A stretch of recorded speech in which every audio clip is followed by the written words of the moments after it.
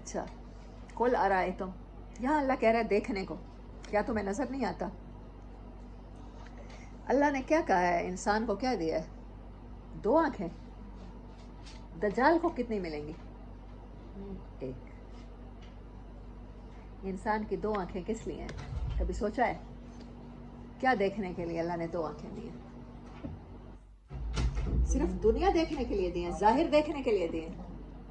ہاں، ظاہر دیکھنا تھا تو پھر دجال کی 1 آنکھ کافی نہیں ہے؟ کیا 2 آنکھیں دی ہیں؟ صرف اس دنیا کو نہ دیکھو، جو دنیا میں نظر نہیں آ رہا، جو بنانے والا ہے، اس کی حکمتیں ہیں، وہ بھی تمہیں نظر آئیں، تمہارے پاس 2 آنکھیں موجود ہیں۔ دجال کو کیوں کہتے ہیں؟ وہ 1 آنکھ والا ہوگا، وہ صرف دنیا دیکھے گا، آپ کو دنیا کے فائدے دکھائے گا، اور ایونچولی جو دنیا دار انسان ہوتا ہے وہ دوسری آنکھ سے فائدہ تو نہیں اٹھاتا، اسے سب کچھ نظر تو آ رہا ہوتا ہے، بہترین میتھمیٹیشین ہوتا ہے، بہترین بایولوجسٹ ہوتا ہے، بہترین سائنٹسٹ ہوتا ہے، بہترین الیکٹریشین ہوتا ہے، لیکن یہ ساری چیزیں اسے اللہ کا تعارف نہیں کرا رہی ہوتی، اس کی 1 آنکھ کھلی ہوتی ہے، اس کو یہی دنیا صرف جو سین ہے وہی نظر آ رہی ہوتی ہے، فزیکل دنیا نظر آ رہی ہوتی ہے، اس نے اپنی دوسری آنکھ سے فائدہ نہیں اٹھایا جو اللہ نے اسے دی تھی، جو اسپریچول تھی، جو نظر نہ آنے والی چیزوں کے لیے تھی۔ حالانکہ اللہ نے مثال بھی دی تھی، اسی قرآن میں ہم پڑھ آئے ہیں، آج کل ہی جو صورتیں ہم نے پڑھی ہیں اس میں تھا کہ نیند کی مثال اللہ نے دی تھی۔ تو سوتے ہوئے میں بار بار آپ سے کہتی ہوتی ہوں کہ یہ کتنی امیزنگ بات ہے، آپ سوتے ہوئے دیکھ رہے ہوتے ہیں، ہم سب دیکھتے ہیں نا خواب، وہ کیسے دیکھتے ہیں؟ ہماری روح کی آنکھیں ہیں، موجود ہیں، اللہ نے 2 آنکھیں دی ہیں انسان کو دیکھنے کے لیے، اور پیچھے بار بار اللہ نے کہا کہ دنیا میں چلتے پھرتے کیوں نہیں ہو؟ کیا دیکھتے نہیں ہو؟ اولم یرو اولم یسیرو، یرو بار بار قرآن میں آتا ہے، کیا دیکھا نہیں انہوں نے؟ کیا انہوں نے پہاڑ نہیں دیکھے؟ آپ دنیا کے بہترین جیولوجسٹ ہیں، آپ کو زمین کی ساخت کا پتہ ہے، آپ کو پہاڑوں کی قسموں کا پتہ ہے، لیکن اس کے باوجود آپ اللہ کو نہیں مانتے، تو پھر کیا فائدہ؟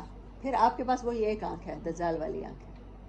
آپ زیادہ سے زیادہ، ہر دن گزرتا ہے انسان زیادہ سے زیادہ میٹیریلسٹ ہوتے چلے جا رہے ہیں، ان کو صرف جو میٹیریل ہے، جو میٹیریل ورلڈ ہے وہ نظر آ رہی ہے، ان کی ورلڈلی آنکھ کھلی ہوئی ہے۔ یہ قرآن بار بار آپ کو کیوں کہتا ہے اولم یرو؟ کیا دیکھتے نہیں ہو؟ یہ اللہ چاہتا ہے کہ جو 2 آنکھیں دی ہیں تو دونوں استعمال کرو، صرف فزیکل ورلڈ کو نہ دیکھو، اسپریچول ورلڈ کو بھی دیکھو۔ ان کان من عند اللہ، اگر یہ ہوتا اللہ کی طرف سے، ثم کفرتم، پھر تم اس کے ساتھ کفر کرتے ہو، من اضل ممن ہو فی شقاق بعید، کیا اس سے بڑھ کر بھی گمراہ کوئی ہو سکتا ہے جو اللہ کو دیکھتے بوجھتے بھی نہ پہچانے، جو اللہ کی مخالفت میں شقاق میں نکل گیا ہو۔ شقاق شک ہونا، زمین کا ایک دوسرے پھٹ کے اتنا دور ہو جانا دوبارہ نہ مل سکے، بعید دور کا، جو قرآن کی مخالفت میں اللہ کی آیات کو دیکھ کر اللہ کو نہیں ماننے والے ہیں، اللہ کہتا ہے اس سے بڑھ کر گمراہ کوئی ہو ہی نہیں سکتا۔ جیسے کہیں اللہ کہتا ہے نا اس سے بڑھ کر ظالم کوئی نہیں ہو سکتا، یہاں کہتا ہے کون اس سے بڑھ کر گمراہ ہو سکتا ہے؟ اے نبی صلی اللہ علیہ وآلہ وسلم، قل ارائیتم، تم نے دیکھا ہے، ان کان من عند اللہ، اگر یہ کسی اللہ کے سوا کسی اور کی طرف سے ہو، اللہ کی طرف سے ہو، ثم کفرتم، اور پھر بھی تم اس کا انکار کرو، بہی قرآن کا انکار کرو، من اضل ممن ہوا فی شقاق بعید، پھر اللہ کوشچن نہیں کر رہا، پھر اللہ بتا رہا ہے اس سے بڑھ کر پھر گمراہ کون ہو سکتا ہے کہ اللہ کی طرف سے نازل کردہ کلام پر بھی جو اعتبار نہ کرے۔ سنوریہم آیاتنا، ہم ضرور دکھائیں گے تمہیں اس کی نشانیاں، کس کی نشانیاں؟ فی الآفاق، آفاق کی نشانیاں، جو یونیورسل ٹروتھ ہیں وہ تم فیل کرو گے۔ تمہیں پتہ ہے سردیوں میں سردی ہوگی، تم کولڈ فیل کرو گے، ٹیمپریچر گر جائے گا، یہ یونیورسل تھنگز ہیں نا، ٹروتھس ہیں۔ اللہ کہتا ہے میں اپنی نشانیاں تمہیں آفاق کی دکھاؤں گا، وفی انفسہم، تمہاری اپنے اندر کی بھی دکھاؤں گا، پھر وہی 2 آنکھوں والی بات آتی ہے۔ اللہ نے تمہیں سننے کو 2 کان دیے، دیکھنے کو 2 آنکھیں دی ہیں، تاکہ تم سوچو، سمجھو، سنو، دیکھو، بھالو، پھر اس کے بعد ایمان لاؤ، پھر یقین کرو اللہ پر۔ تم نشانیوں کو دیکھو، سنوریہم، ہم سیر کرائیں گے، ضرور دکھائیں گے تمہیں نشانیاں، آفاق کی بھی اور تمہاری اپنی جان کی بھی۔ آج ہمارے پاس سائنس ترقی کر گئی، آج سائنٹسٹ کہتا ہے نماز پڑھنے کے فزیکل فائدے ہیں، آج آپ کا فزیوتھراپسٹ بھی کہتا ہے کہ آپ جب رکوع میں جاتے ہیں تو پھر آپ کی کون سی بونز کو فائدہ ہوتا ہے، پھر آپ سجدے میں جاتے ہیں تو کون سی بونز کو فائدہ ہوتا ہے، اور آپ کے بیک ایک کو، کمر کے درد کو کن کن چیزوں سے فائدہ ہوتا ہے. اب آپ کو لگتا ہے ہاں نماز کے یہ فائدے ہیں، لیکن جب پتہ نہیں تھا تب بھی یقین کرنا چاہیے تھا ہمیں کہ نماز کے فائدے ہیں. ہم نے سائنس کو قرآن کے ذریعے پروو کرنا ہے، ہم نے قرآن کو سائنس کے ذریعے پروو نہیں کرنا.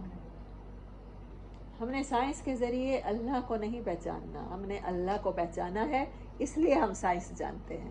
ہمارے پاس وہ کتاب موجود ہے جو ہمیں بتا رہی ہے، ہزاروں سال پہلے سائنس بتا رہی ہے.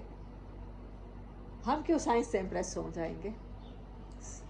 دجال تو اسی سائنس سے تو امپریس کرے گا. اللہ کہتا ہے میں تمہیں دکھاتا ہوں نشانیاں تمہاری اپنی ذات میں بھی اور آفاق میں بھی، حتیٰ یتبین لہم، یہاں تک کہ وہ تمہارے لیے واضح ہو جائے. کیا واضح ہو جائے؟ سچ، قرآن کا اللہ کی طرف سے ہونا، انہ الحق کو، کہ یہ بات واقعی حق ہے. اولم یکف بربک انہ علی کل شیء، کیا یہ بات کافی نہیں ہے کہ تیرا رب وہ بے شک ہر چیز کے اوپر کیا رکھتا ہے؟ شہید، گواہ ہے، وہ موجود ہے.